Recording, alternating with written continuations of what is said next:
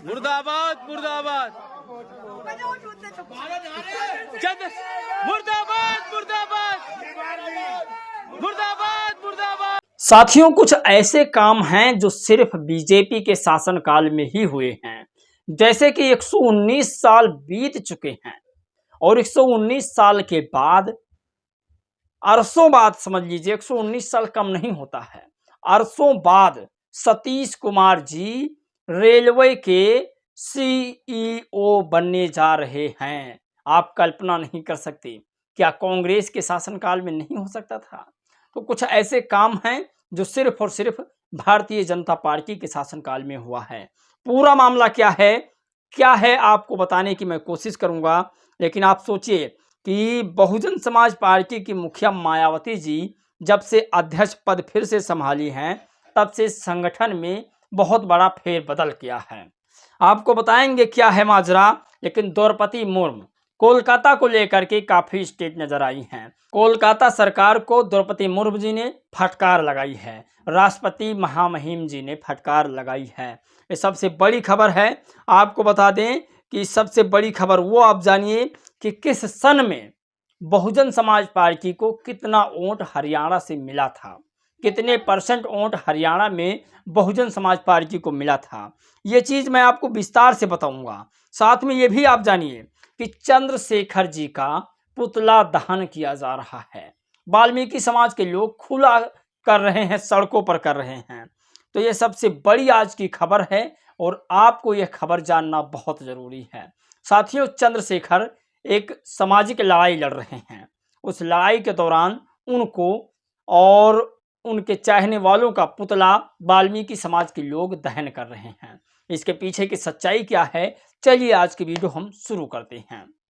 नमस्कार दोस्तों, मैं हूं पराग और आप सभी का एक बार फिर से बहुत बहुत स्वागत है। साथियों, आज उत्तर प्रदेश में बहुजन समाज पार्टी चुनाव हारी। पूरे देश में जितने भी राज्य हैं, जहां जहां सब जगह चुनाव हार चुकी है। दलित समाज मायावती जी को अपना सम्मानित नेता मानता है, फिर चाहे वो चंद्रशेखर क्यों ना हो। साथियों, आपको बता दें कि हरियाणा में बहुजन समाज पार्टी का और इनेलो का गठबंधन हुआ था। और कितने परसेंट वोट हैं बहुजन समाज पार्टी के, कितने परसेंट इनेलो के हैं और किस किस सन में कितना कितना वोट परसेंट मिला है, चलिए आपको बताते हैं। साथियों, इसे लिखने वाले इमरान शकील हैं। इन्होंने लिखा कि बसपा इनेलो गठबंधन कितना मजबूत है, पढ़िए। हरियाणा में विधानसभा चुनाव का आगाज हो गया है। इस चुनावी राज्य में सर्वाधिक संख्या जाट समाज की है। दलित समाज 20% है। दलितों में सबसे बड़ी आबादी जाटों समाज की है। अब जाट दलित समीकरण बहुत प्रभावशाली समीकरण है। इस समीकरण को ध्यान में रखते हुए बसपा इनेलो का गठबंधन हुआ है। यहाँ बसपा हमेशा बहुत सम्मानजनक स्थिति में रही है। हरियाणा विधानसभा चुनाव में बसपा का प्रदर्शन क्या रहा है, आपको हम समझाते हैं। सन 2019 में 4.21% वोट शेयर रहा बहुजन समाज पार्टी का। वहीं अगर 14 की बात की जाए तो 4.37 रहा है। अगर 9 की बात की जाए तो 6.73 रहा है। अगर 5 की बात की जाए तो 3.22% रहा है। अगर 2000 की बात की जाए तो 5.74 रहा है। जबकि 1991 में 2.32% शेयर रहा है वोट का, जो दलित समाज ने मायावती जी को हरियाणा में दिया है। अब बात करते हैं यहाँ 1991 में नारायणगढ़ सीट से दलित समाज के सुरजीत कुमार जीते। 2000 में पिछड़े समाज के बिशन लाल सोनी जी जीते। 2005 में क्षत्रिय समाज के अर्जन सिंह जीते। जबकि 2009 में मुस्लिम समाज के आकरम खान जीते। 2014 में ब्राह्मण समाज के टेक चंद्र शर्मा जीते। अगर इनेलो की बात करें तो सन 2000 में विधानसभा चुनाव में 47 सीट यानी 29.6% वोट शेयर और 2005 में 9 सीट 26.8% वोट शेयर था। और अगर बात करें 2009 में 31 सीट जीती तब 25.8% वोट शेयर था। और अगर वहीं बात करें 2014 की तो 2014 में 19 सीट जीतकर 24.2% वोट शेयर रहा। जबकि 2019 में पार्टी को सिर्फ 1 सीट मिली थी, इससे 2.5% वोट शेयर रहा।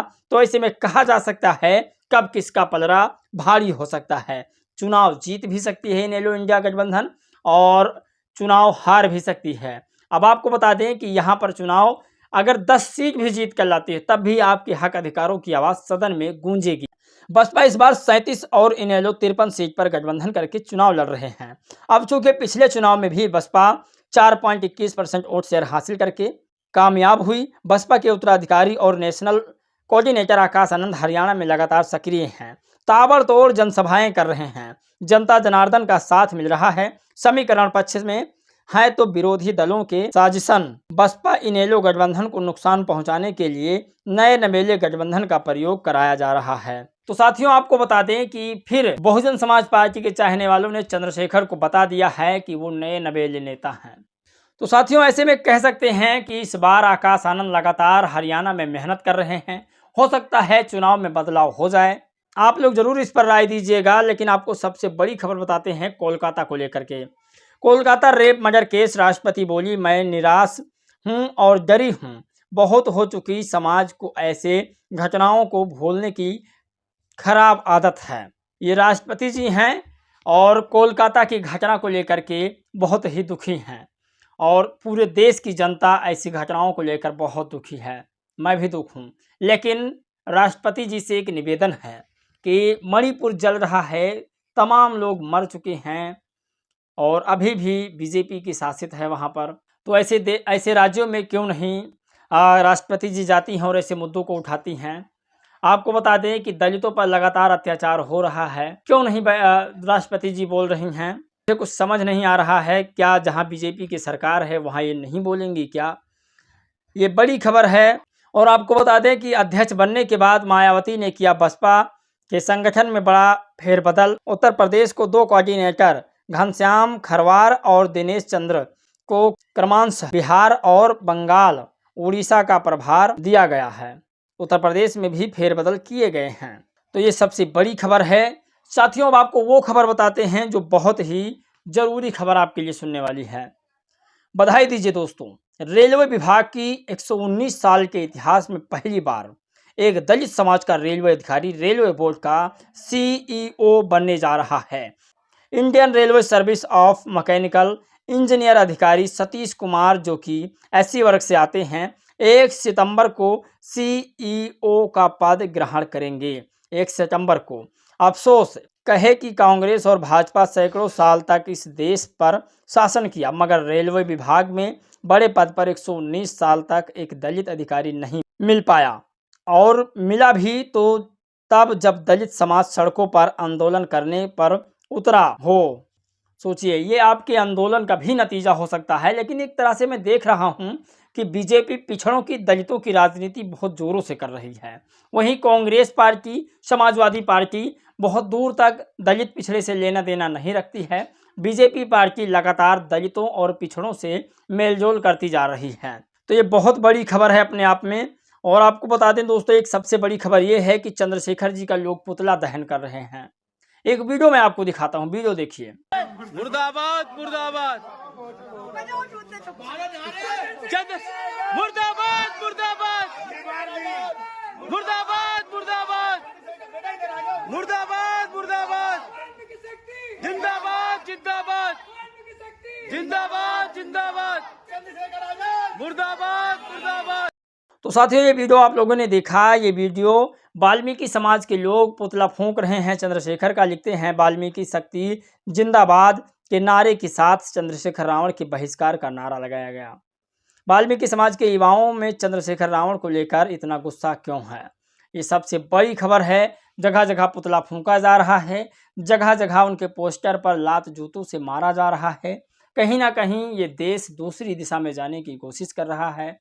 आपको बता दें कि दलित समाज में आने वाला वाल्मीकि समाज कहीं ना कहीं भटकता हुआ मुझे नजर आ रहा है। आप लोग अपनी प्रतिक्रिया जरूर दीजिएगा। जय भीम, नमो बुद्धाय।